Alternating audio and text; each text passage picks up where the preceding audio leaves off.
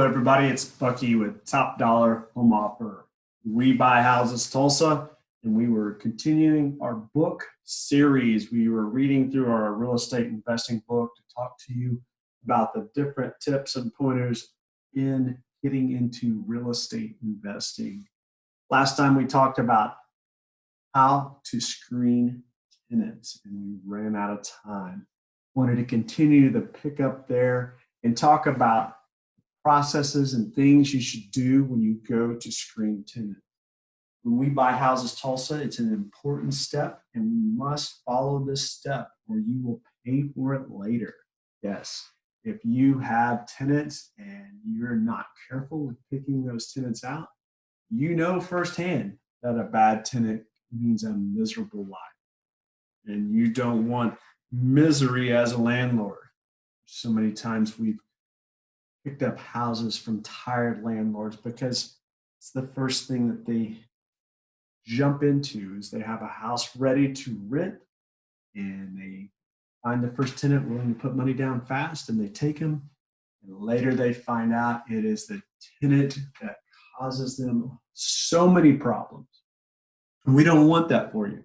So if you're getting into real estate, remember our company, We Buy Houses, or if you're tired of being a landlord, we buy houses in Tulsa, and we would love to talk to you about buying yours. It's a simple process. We'll come out and we'll present our ARV program and give you 3 options to get top dollar for your home.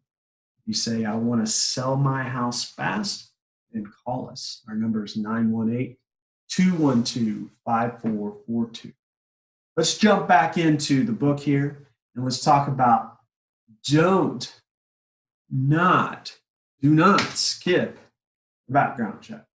Let the prospective tenant know that you will do a background check as well as a credit check. There is so many affordable service out there.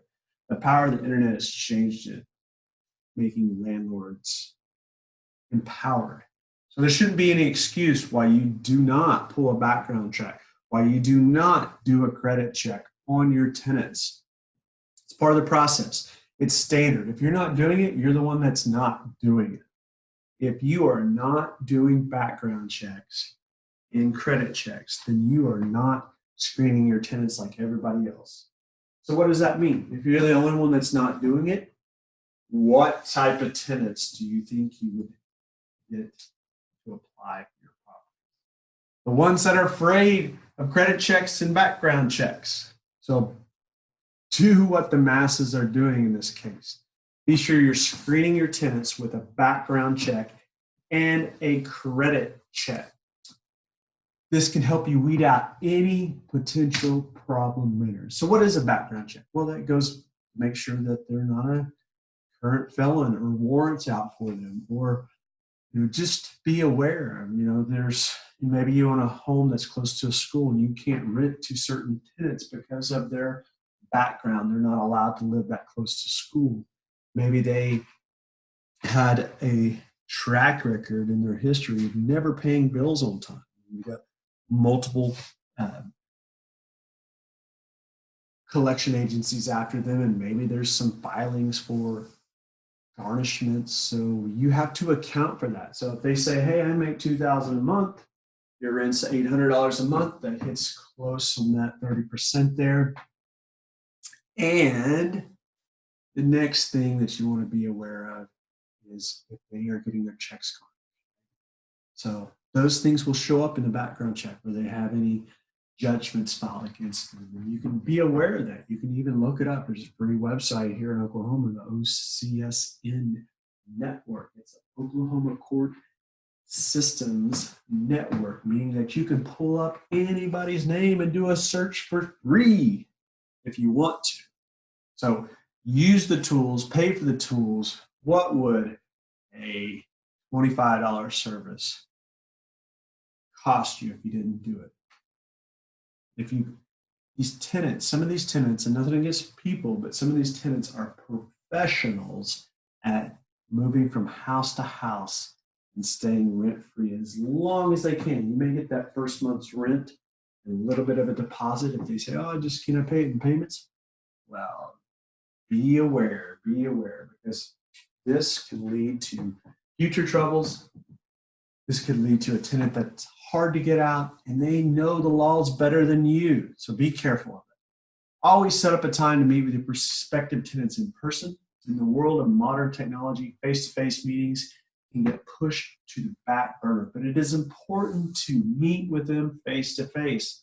Our meeting with them in person can show their personality, and if it's someone you would like to rent to. Here's a little tip, a Bucky tip, a top dollar home offer, we buy houses tip. When they pull up, give them a time to walk around the house and look at it by themselves. And then you walk outside and take a phone call and just kind of glance in their car to see how neat their car is. It's a reflection of their home. If their car is messy, their home's gonna be messy. On the application, have a code of conduct that they adhere to and allow them to rent from you. Okay, so this says, this is my expectations of you, Mr. Tenant. That way there's no questions when they're having parties every weekend and you stated in the code of conduct, parties aren't allowed in your property. Recently Airbnb announced that they're going to stop the party houses. It's just not a good situation. People can get hurt, the risk there. I mean, it's just, there's nothing good about that. So be sure to meet them in person to see what type of their personality is. On the application, again, make sure you have that code of conduct, which means the expectations of you and is what is expected of the tenant, right?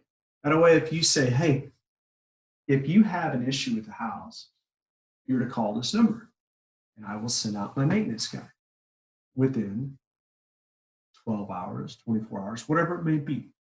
If you have those expectations set and you review those and they sign those and you sign those, then you guys know your obligations to each other. And then make sure it's explained in a manner where they can understand it. Say, hey, was there anything on this list you don't understand? If you're not sure about the wording, always seek counsel from a real estate attorney that specializes in this. One of the most important things that you can do is to follow the policies and procedures of the FHA, meaning the Fair Housing Act. When we buy houses Tulsa, we always follow these guidelines, and we want to be sure you do too. Be aware of those, because if you're not, some tenant may be more aware and will hold your feet to the fire. And you don't want to be hostage by a tenant. You can't get them out of the house. We bought houses with hostage tenants in it, and it's a situation that we can handle. So if you own a house and say, I need to sell my house fast, I've got tenants I can't get out, I'm just done, then give Top Dollar Home Offer a call. We buy houses Tulsa, we buy them with tenants in them. This helps you to keep in line as well as protect prospective tenants from being discriminated due to race, religion, gender, disability, sexual orientation, and many other things. So read over those policies carefully. You may have to read them several times to make sure you understand and avoid any litigation. You must work to avoid the appearance of being biased in any way, shape, form, or fashion. It's important that you are transparent and not being biased in any situation. And that pretty much covers the buyer screening process. There are tools of the trade. Be sure to get an easy way to do backgrounds and credit checks and pay for it. It's worth it. Or make them pay for it. You can do that too if you haven't thought of that. You don't want to pay for it and they don't want to pay for a background check. There must be a reason why. They're not expensive. So remember, Top Dollar Home Offer, we buy houses Tulsa. If you own a house and you're tired of being a landlord, give us a call, 918-212-5442.